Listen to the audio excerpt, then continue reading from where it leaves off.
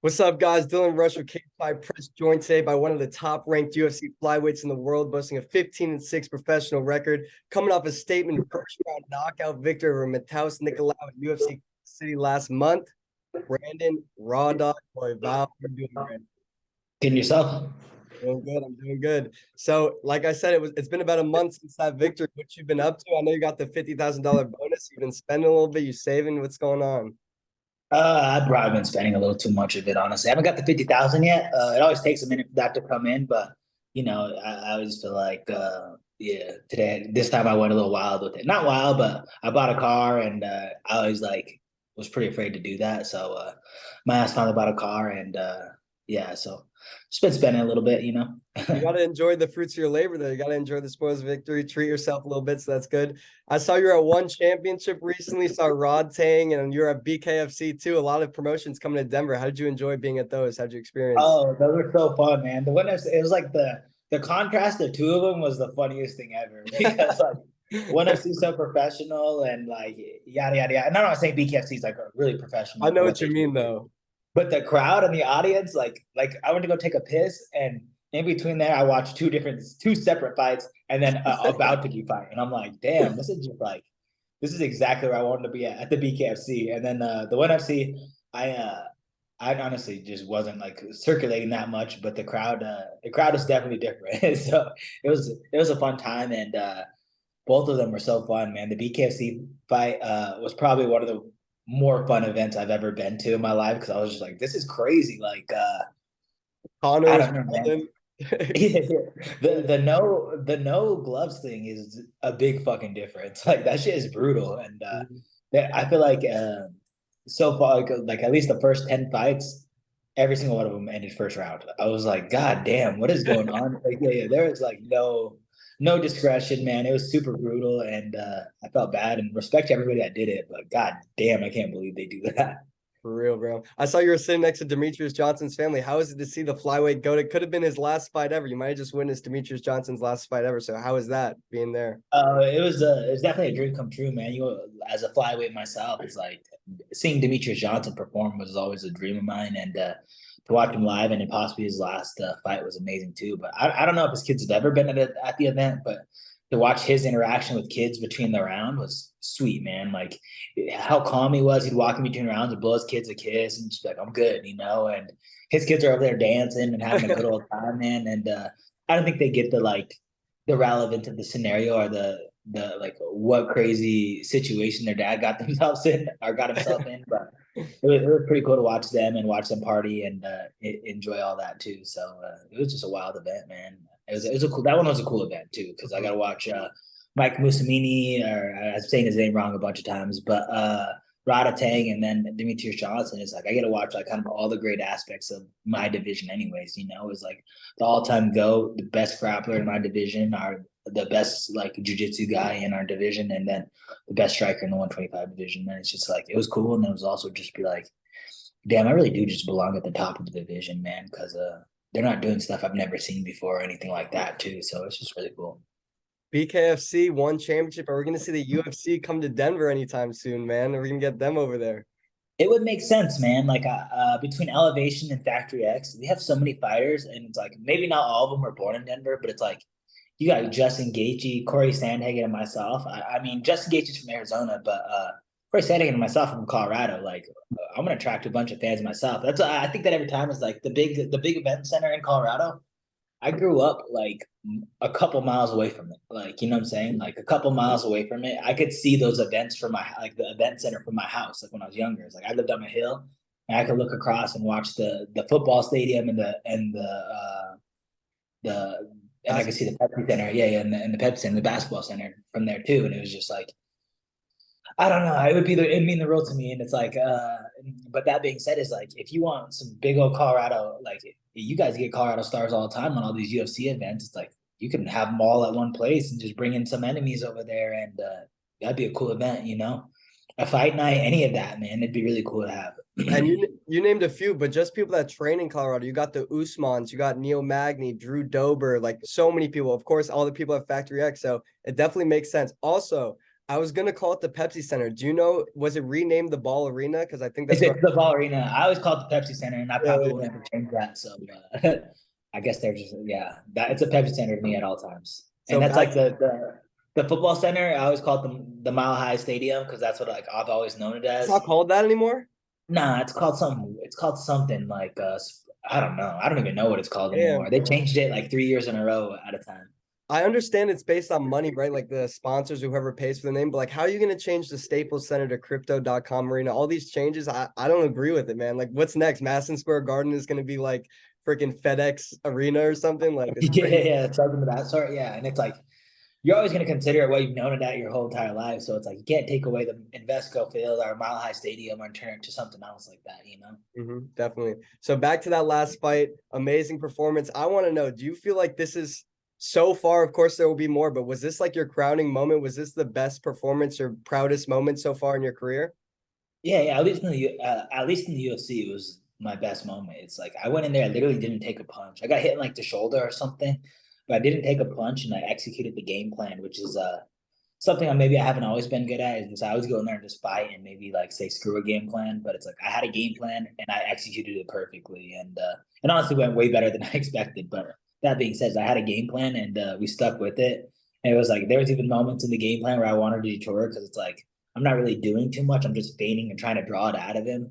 But I was in my own head and I was like, all right, we're good. Like I can do this for the rest of the round. And it's like I know the second and third round is where I was probably going to take over. The first round was kind of the throwaway round for me, and to just get his timing down and kind of get reactions from him and all that. So the fact that I was able to seal it in the first 2 minutes was amazing. If you could break it down to someone like an amateur like me, from what I can gauge, you threw a combination. He reacted the way you expected him to from you throwing that combination. Then you threw it again. He reacted, and that's when you brought the knee up the middle and finished the fight. Yeah, yeah. So I was just trying to corral him, honestly. But mainly I was mainly trying to draw feints out of him. I was trying to draw feints at him, draw a reaction out of him. I noticed the 2-3 was there, and I've noticed that before the fight is that he was just throwing a big cross hook, and I was like, okay, he did it 3 times in a row. For me, I was trying to corral him, so I went to go throw a kick, and he moved the other way, and I was like, perfect. And then I went to go throw it again. I knew he was going to move the other way, so I switched stances. And I was gonna throw the knee right off the bat, but he kind of faded away. And as soon as he like faded, like as soon as I stopped throwing the knee, he went in, and I was just like committed, and it was perfect, man. It worked out so well. I noticed Mateus Nikolai in all of his like combinations because he moves around so much. In order to hit anything with power, he's a power puncher, and in order to hit anything with power, you're gonna have to like lower your level and kind of bite down on that. And that's exactly what he was doing. He'd move, boom, just like sit down his level and then throw. And it was like the first 2 times I kind of was just reading reactions, just getting out of the way. And then that third time was just like, I was like, all right, I'm going, and caught him right up the middle with it. So I knew those were the options. I have a knee up the middle, I have uppercuts. I could just fade away and then time him off the cross and stuff. And then I can kind of meet him with the check hooks. And I did catch him with the check hook once, but that's not a really knockout or anything. It's just kind of it's just an option, you know? Makes sense. It looked amazing. It was a sensational knockout. I mentioned UFC 274 is like almost exactly a year ago today, so I was going to ask a question about it. I asked you how you feel about how you've been improving from fight to fight, and you replied that you and your coach Mark Montoya are just getting smarter. You referred to yourself as a guinea pig, as Mark's guinea pig. When you go out there and you execute the game plan perfectly, like you mentioned, does that reinforce your belief in both yourself and Mark Montoya that you guys are getting smarter and you guys are crazy intelligent when it comes to this game? Yeah, yeah. And it kind of like, yeah, exactly. It's just like the last year of what I've been doing has been perfect. I've been actually game planning for these fighters and just picking up certain sequences and certain tendencies and then kind of going off of that. Before that, I was just participating in classes, going hard, and just doing what I thought was best, was just outworking everybody in the gym, you know. And I thought that was the way to do it, is just outwork everybody. But it's like I have to work really intelligently. It's like outworking people is good, and I have that skill, and I have that skill in the fights too. It's like I'll go outwork somebody and win a fight, but I don't want to win like that. I want to win technical. I want to win. I want to win without getting hit, and that was like the perfect time to do it. It's just not only did I get to showcase, yeah, I mean, I just got to showcase my skills, you know. And it's like sometimes I don't do that. I get to showcase my cardio and my heart and I'm a fighter, and it's like I'm way more than that, and I've always been more than that. It's just sometimes I don't prove it, you know. Sometimes I go out there and I just fight. But like this was a perfect opportunity to prove that I'm just way more skilled than some of the guys out here. And I'm not saying Mateus McLeod doesn't have an abundance of skill. Hey, come here, boy. Come here. Sorry, I got a dog. He's going crazy. But it's just like I said, I could showcase my skill with his, and then I can show how dangerous the flyweight is. Definitely, definitely. So we spoke about it like a month before the fight, maybe a few weeks that you Let me were grab the floor quick. Hey, come here. Come here. Come in the video. Come in here with me. What was that? What's her name or his name? Oso. Oso? Yeah. Oso. What's up? I was gonna ask you, you were on the prelims for this last one, right? And we talked about it like a month before, and I had no idea it was about to become like the story of Fight Week. It really became one of the biggest stories in the whole Fight Week. Like, what the hell is Brandon Royval doing on the prelims? So I want to ask you, Dana admitted after the fight, we don't mess up a lot, but we messed up on this one, you know? Did you appreciate him owning up to that mistake? Did that like mean something to you that he admitted it? Yeah, it meant a lot, honestly, because it was one of those situations where like I did an interview right afterwards, and I was emotional and all the above, but it's like I did this interview and I was like I went off on it, and then I was like, dang, maybe I shouldn't be doing that. I'm about to get a title shot, and it's like I don't want to bite the hand that feeds me. As this fool literally biting me right here. I don't want to bite the hand that feeds me necessarily. It's like I kind of want to be chill about it. And I was telling my manager, like, let's bury some of these interviews. You know what I'm saying? Like, can you talk to somebody and not get these interviews? You know, like, let's make sure this doesn't go viral or doesn't get out too much, because I was like a little too emotional on these conversations.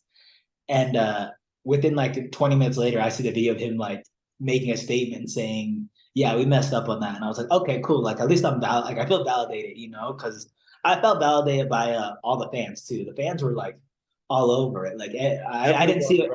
I didn't see a picture of the fight without Royval and Nikolai underneath it. Someone complaining like, "Why is this on the undercard?" It's like I felt that way too. Is like literally, Arnold Allen and I are tied as number 4, but it's like I'm the second highest ranked on this goddamn card, you know. And like Dana White himself said before the fight, it's like this has title shot implications. Whoever wins this, it's considered a title eliminator. Like those were his words, like not mine, you know. And it's like I thought that in my head, and I was saying that to get the rumors out there and just kind of get people talking about that. But that being said, is like he said that, not me.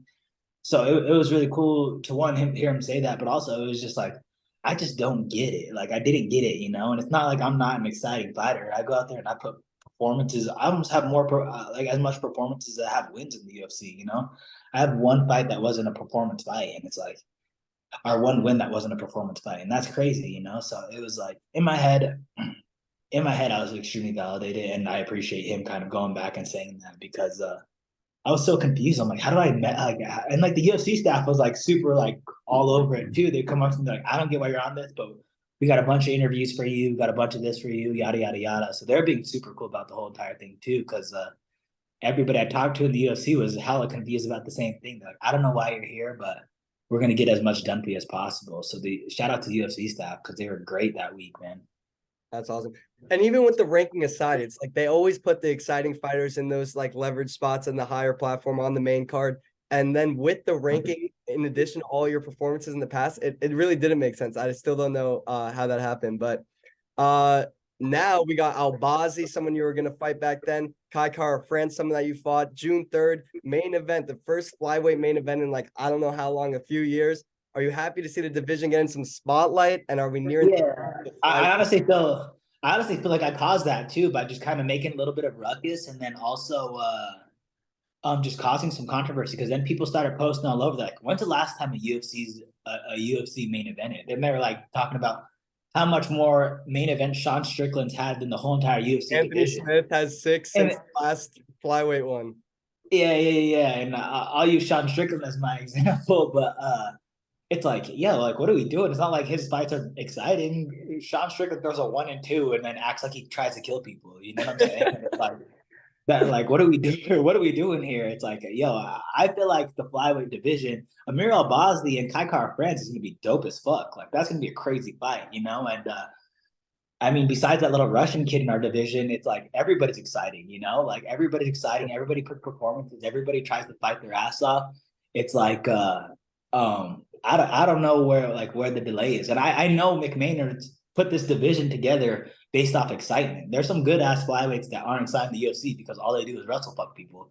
And it's like, I know McMahon had worked hard to build up that division. He's done a great job. Now let's showcase it, let's showcase this to the fullest.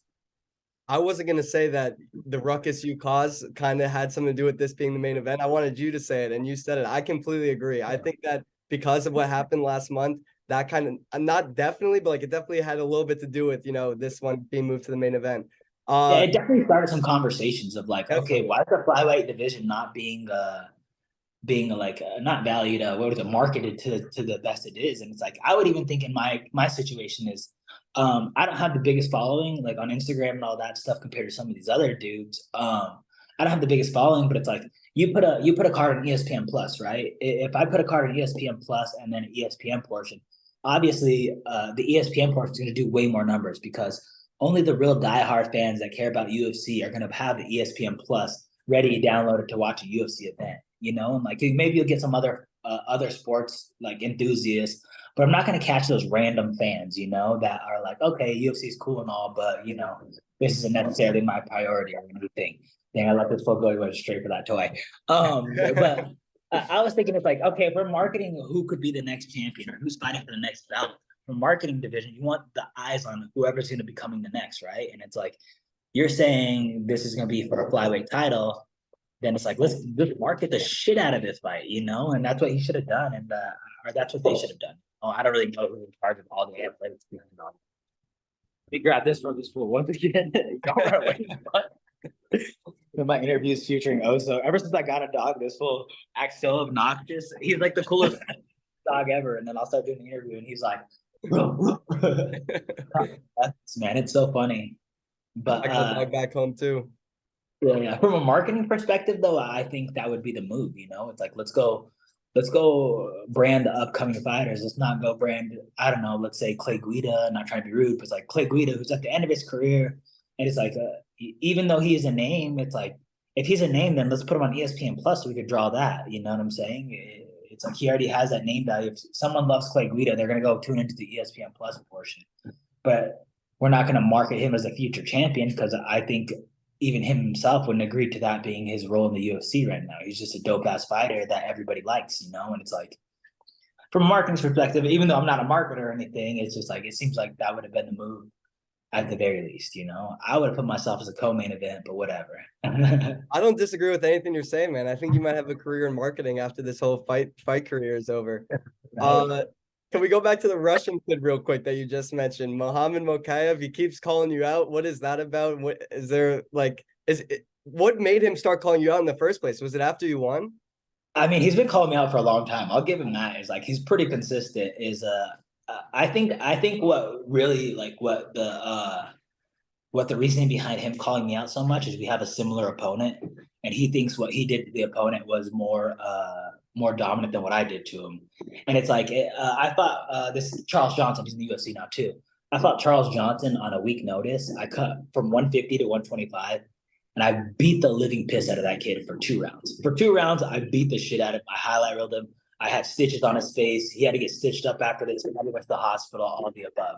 And then the third round, I lost. Third round, I gassed out. I gassed out hard, and I lost that round. And it's like, it was a 29-28. All the judges scored it, me, and a unanimous decision for me. And then he fought him and got 12 takedowns and threw one punch the whole entire round. And it's like, I think he's like, oh, I had more of a dominant performance. Like, no, bitch, we're fighting. Like, you holding someone. I give Charles Johnson the fight. That motherfucker hit you in the face and at least try to finish something. Like, this kid held him down the whole entire time. You know what I'm saying? He's like, I was bucking that kid up. I beat the shit out of Charles Johnson. I highlight reeled that kid.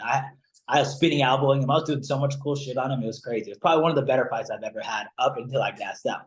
But once again, I fought him on a week notice. My teammate Sid Bice was supposed to fight this kid. Dropped out a week and a half before. They're like, can you make this fight? I'm like, I don't know if I can make this weight, but I definitely want the fight. And I went out there and I demolished him. I went out there and I did great things against him. And then that third round, I fucked up for sure. But I already knew that going in. The third round wasn't going to be like my round, Like I was hoping I could finish him in the first and the second, and there were opportunities. But that being said, is like it was fucking a highlight reel. It was amazing. It was probably one of my better performances. And I think from there on out, it's like he fought this kid. He's like, oh, I got 12 takedowns on him and hit him once. I could beat Royval. It's like, bro, I'll fucking kill you. Like in his last like 2 UFC fights, he looked so horrible.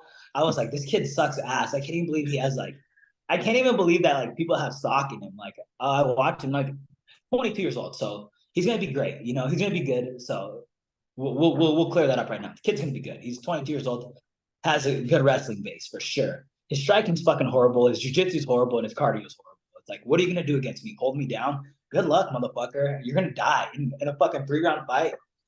All you're gonna do is avoid chokes, maybe at best, and avoid an ass whooping on the feet. It's like your best bet is to hold on to me, which isn't a fucking winning a fight. That's not winning a fight at all. So, God, I can go off on a tangent about this shit all day. But this kid's over here calling me, and it's like, bro, you're like this kid's name's the Punisher. He's the least punishing person in our division. It's like, who the fuck named himself the Punisher when the only people you're punishing is the goddamn crowd? Like, goddamn, throw a fucking punch. Like, Jesus Christ. And I'll give credit where it's due. The kid's 22 years old. He's young. He's talking shit, and like I feel like he's marketing himself really well through talking shit. And it's like that's pretty cool in itself too. It's like he has a shit ton of followers because he claims 3 different countries and a religion and all that stuff. And it's like, sure, you have a shit ton of fans, but it's like also it's like you fight like a fucking bitch. Like you fight like a bitch. You're not fun to watch at all. I couldn't even believe. I feel like I got fooled. Like he poked me. I almost watched the whole entire Muhammad Mokaev fight because how much shit he was talking. I'm like over here. I'm like, damn, is this kid that good? And I'm like, fucking 20. I'm fucking 12 minutes into this fight. And I'm like, God, this is the worst shit I've ever seen. I'm like, I cannot spend my free time like this, bro. Like I cannot do this.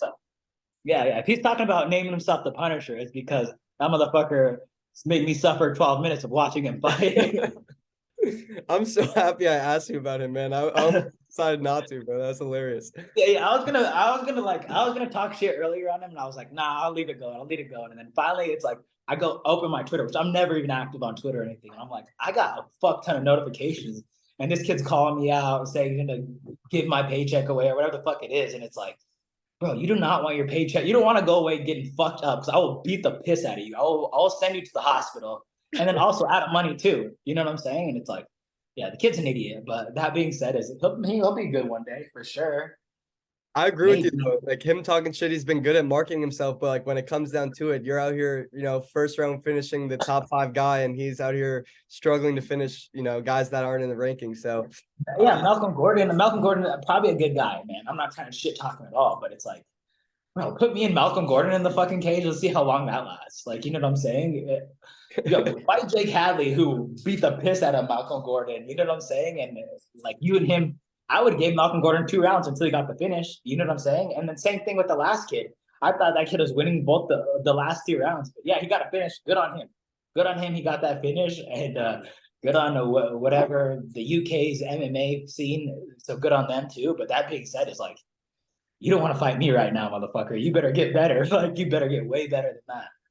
I know you're focused on these, higher, bigger fights, but I would love to see that one day. Just based on you talking about it, I think that would be so fun to watch. I was already telling my manager, I'm like, the moment that kid hits top 5, I'm gonna fuck him up bad. Like, the moment that kid hits top 5, let me have that fucking kid. Like, yeah. But that being said, is we're focused on bigger and better things. I can go off on all the because I could get called. I got called. I think I'm probably the most called out flyweight there is. And anybody who's ever called me out, I could talk shit on all day, every day. That's like, y'all motherfuckers don't want this smoke. I'm the most dangerous dude in this division, and I fucking know how to finish people on the ground and on the feet. These dudes are one-dimensional. Maybe boxers, maybe whatever, but it's like I'm over here finishing people all sorts of ways, man. Go fuck yourself if you want to come fight me. But yeah, between the championship fight, which who I'm gonna fight for next, and I'm fighting for the belt next, and that's what matters the most. So, on that topic, Moreno versus Pantoja, 2 guys you fought, UFC 290. Have you spoken to the UFC since that last fight in April? Like, are you going to be the backup for this one, do you think? Yeah, I knew that. I knew that going into that fight that I was going to be the backup. Okay. I wasn't 100% sure because, like, I don't know if this is like a good thing to air or not, but Mateus Nikolai wasn't signed to the UFC until I immediately called them out, and like, they were like hesitant on signing him because they're like he's a little bit of a boring style. Like we don't really want to proceed that way. And I'm like, I promise you I'll get a finish. I was bullshitting. I didn't really know if I was going to win that fight or not, but I was telling everybody, I'm like, I promise you I'll get a finish. I'll put a highlight reel together. And I just need to fight someone in the rankings, someone high. Like, I can't keep fighting number 7 and 8 over and over again. It's like, at least give me number 5, So yeah, so he got signed because I called him out repeatedly. And so I knew me going into that fight that I was going to be the backup. I didn't know if he got the same opportunity because of the circumstances leading into it. But and then as soon as the fight ended, I called my manager up. I'm walking out of the tunnel. I call my manager up. I'm like, did we secure that spot? Did we secure that spot? He's like, I'll call you back in 5. Went through a couple interviews, and by the time I went to the main interview, they're like, you have that secured spot. So I knew that pretty much the whole time, and then I knew that the second that it is. But I finally have it like they got flights for me and everything. So now it's like official.